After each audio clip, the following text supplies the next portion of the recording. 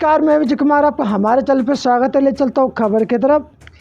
दलितों ने पहली बार सवर्णों को अपनी मांगों के आगे झुकाया और राजनीतिक पहचान हासिल की। बाबा साहब का पूना पैक्ट हार नहीं बल्कि जीत थी। बाबा साहब ने सवर्णों और कांग्रेस को दलितों को राजनीतिक रूप से स्वीकार करने और राजनीतिक प्रक्रिया में शामिल करने के लिए मजबूर किया। हमेशा दलित क्रांति दिवस के रूप में मनाना चाहिए और राजनीतिक शक्ति हासिल करने के लिए काम करना चाहिए, जैसा कि बाबा साहब चाहते थे। पूना पैक्ट जो कि एक दिन पहले था, उसमें महात्मा गांधी और बाबा साहब डॉक्टर अम्बेडकर के बीच में एक करार साइन हुआ था, यानी कि एक एग्रीमेंट हुआ था, जिसमें बाबा साहब अम्बेडकर ने अपने समाज को सवर्णों से बचाने के लिए, उनकी अत्याचारों से बचाने के लिए, उनको बचाने के लिए कहने का मतलब मेरा यह है, अगर महात्मा गांधी मर जाते, क्योंकि महात्मा गांधी जब अनशन पे बैठे थे तो उनकी बहुत बुरी हालत हो गई थी, लेकिन बाबा साहब माने नहीं थे। तो बाबा साहब ने देखा अगर ये गांधी मर गया तो हमारे समाज के लोगों को, सवर्ण समाज के लोग जिंदा नहीं छोड़ेंगे, घर में घुस घुस के मारेंगे। उनको इस बात का डर भी था और आभास भी था। तो बाबा साहब अम्बेडकर ने यरवदा जेल में पूना पैक्ट साइन किया, जिसमें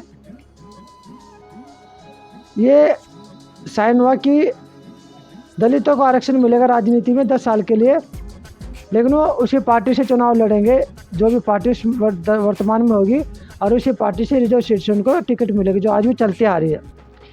लेकिन पूना पैक्ट साइन होने से पहले जो एग्रीमेंट था उसमें यह था कि एक दलित 2 बार वोट दे सकता है।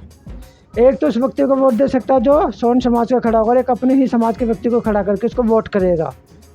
तो 2 वोट का अधिकार था, और नौकरियों में आरक्षण का अधिकार था, प्रमोशन का भी अधिकार था।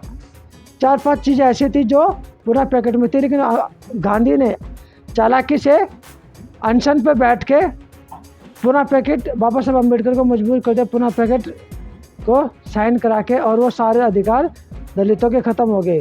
लेकिन बाबा साहब उसके बाद काफ़ी रोए थे, क्योंकि दलितों को अधिकार दिलाना चाहते थे, अपने समाज को अधिकार दिलाना चाहते थे। तो अब इन सज्जन की बात को सुनिए, ये भी उसी बात को बताएंगे। ये बाबा साहब डॉक्टर भीमराव अम्बेडकर के पढ़ पोते हैं, तो सुनिए इनकी ज़बानी ये क्या बता रहे हैं आपको कि पूना पैक्ट क्या था। उसके बाद चैनल को सब्सक्राइब कीजिए, वीडियो को शेयर कीजिए, लोगों तक जरूर जरूर जरूर। जय भीम और नमस्कार।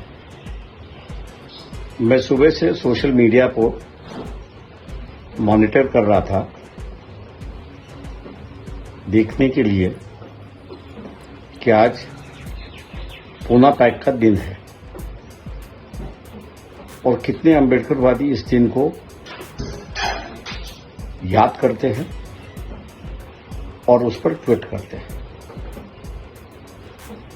मुझे बहुत कम लोग याद करते हुए और ट्वीट करते हुए दिखाई देता है। मैं समझता हूं कि आज का दिन ये क्रांतिकारी दिवस है, क्योंकि हजारों साल के इतिहास में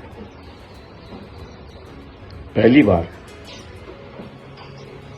जिनको अछूत कहा जाता था, आज के लफ्जों में जिनको दलित कहा जाता है, इन्होंने सवर्ण समाज को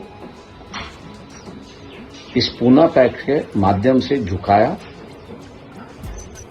और अपने साथ एग्रीमेंट करने पर मजबूर किया।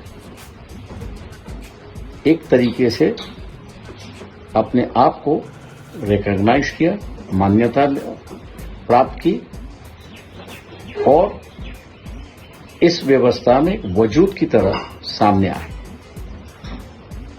मैं उम्मीद करता हूं कि ये एक आजादी का दिन है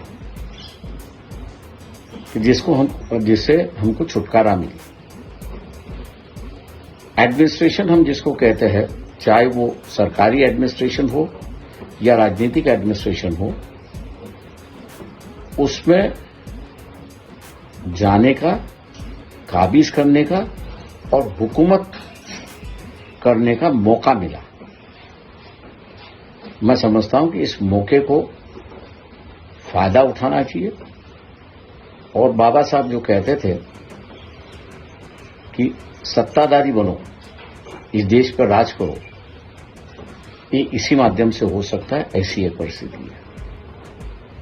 मैं तमाम लोगों से कहता हूं कि जो पूना पैक की निंदा करते हैं वो नासमझ है, ना उनको कोई समझ है।